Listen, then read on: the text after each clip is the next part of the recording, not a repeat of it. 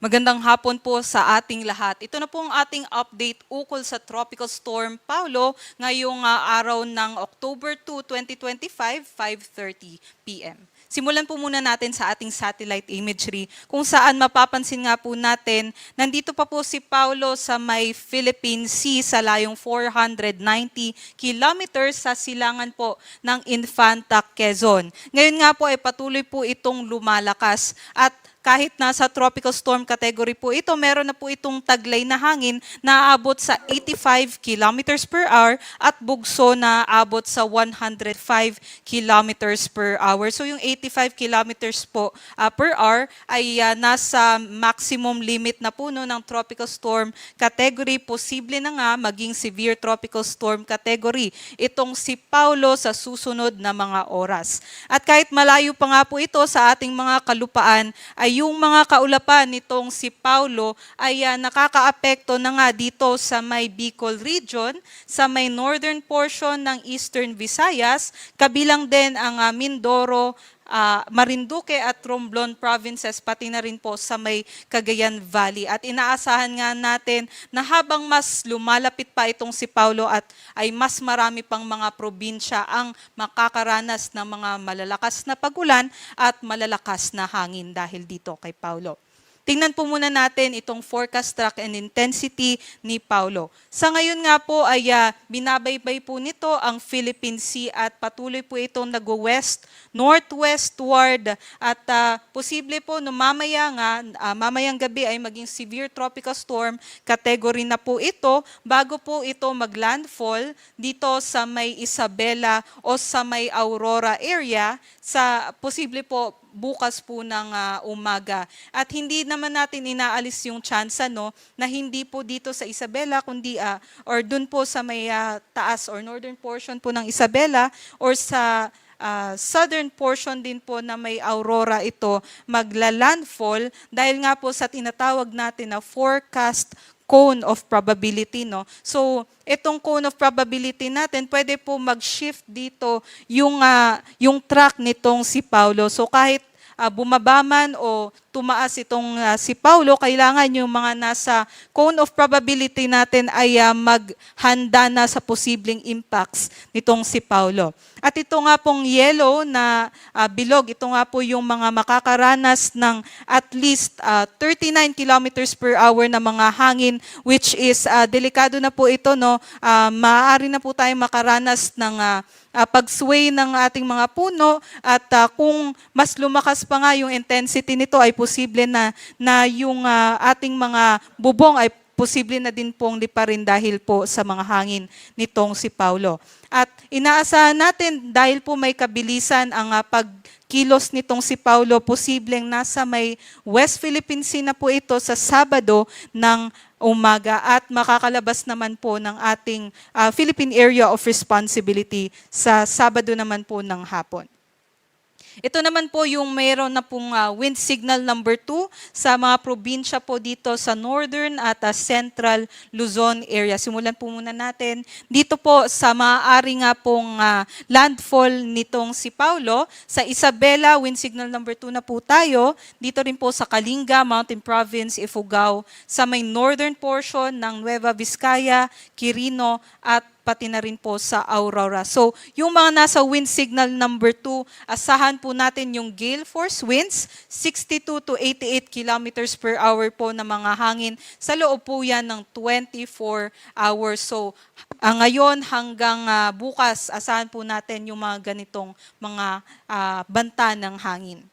Next naman po sa wind signal number 1, nakataas na din po sa may Cagayan, pati na rin po sa may sa nalalabing bahagi ng Quirino, Nueva Vizcaya at sa Aurora, pati na rin po sa may Apayao, Abra, Benguet, dito rin po sa may Ilocos Norte, Ilocos Sur, La Union at sa Central Luzon naman, northern portion ng Zambales, sa may Pangasinan, Tarlac, Nueva Ecija, Aurora, sa may northern portions ng Pampanga, Bulacan, pati na rin po sa may Quezon, kabilang ang Polillo Islands, sa may Camarines Norte, northern portion ng Camarines Sur, pati na rin po sa may Catanduanes. At ulitin ko nga po, yung mga nasa may Bicol region ay kasalukuyang nakakaranas na nga po ng mga bugso-bugsong hangin at malalakas na mga pag-ulan. Kaya't mag-ingat po yung ating mga kababayan. Wind signal number 1, 39 to 61 kilometers per hour na mga bugso ng hangin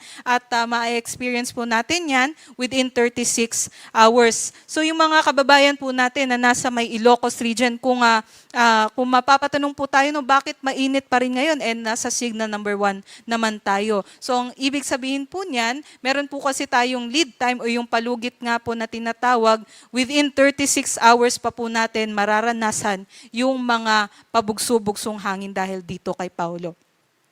At aside po doon sa mga severe winds na maaari pong banta nitong si Tropical Storm Paulo, yung mga pag-ulan po nitong si Paula ay mas malalakas din po, no, lalong-lalo na doon malapit sa sentro ng ating bagyo, especially sa may Isabela, Quirino at Aurora, posibleng umabot sa more than 200 millimeters na pag-ulan ang kanilang mararanasan ngayong hapon hanggang bukas ng hapon. So, asahan na nga po natin within 24 hours meron na po tayong malalakas na mga pag-ulan.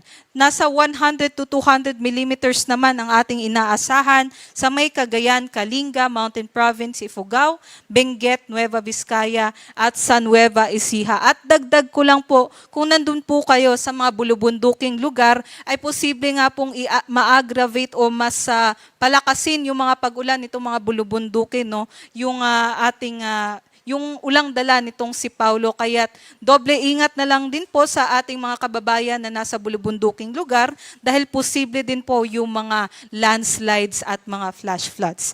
50 to 100 millimeters naman po ng mga pag-ulan ang ating inaasahan sa may Apayao, Abra, Ilocos Sur, La Union, down towards Pangasinan, Zambales, Tarlac, Pampanga, Bulacan, Rizal, Laguna, Quezon, Camarines Norte, Camarines Sur, Albay, pati na rin nga po sa may Catanduanes.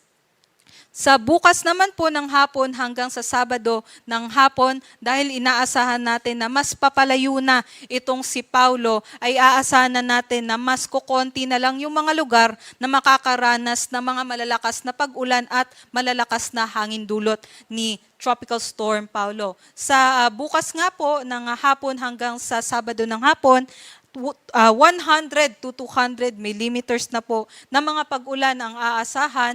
Dito na lang po sa may Ilocos region, kabilang na din po ang Benguet. 50 to 100 millimeters naman po sa may Ilocos Norte, Abra, Kalinga, Mountain Province, Ifugao, Tarlac, at pati na rin po sa Zambales. Samantala sa sea conditions natin, meron na tayong nakataas na gale warning sa may eastern seaboards ng northern and central Luzon, sa may eastern coast ng Cagayan at Isabela at sa eastern coast din po ng Aurora. Kaya't bawal na pong maglayag ang ating mga kababayang mandaragat. At hindi lang po yun, dito rin po, no, sa may silangang bahagi ng Central Luzon, pati na din po sa may Southern Luzon, asahan po na matataas na po yung ating mga pag-alon, kaya't doble ingat lamang po at bawal na din po maglayag yung ating mga malaliit na sasakyang pandagat.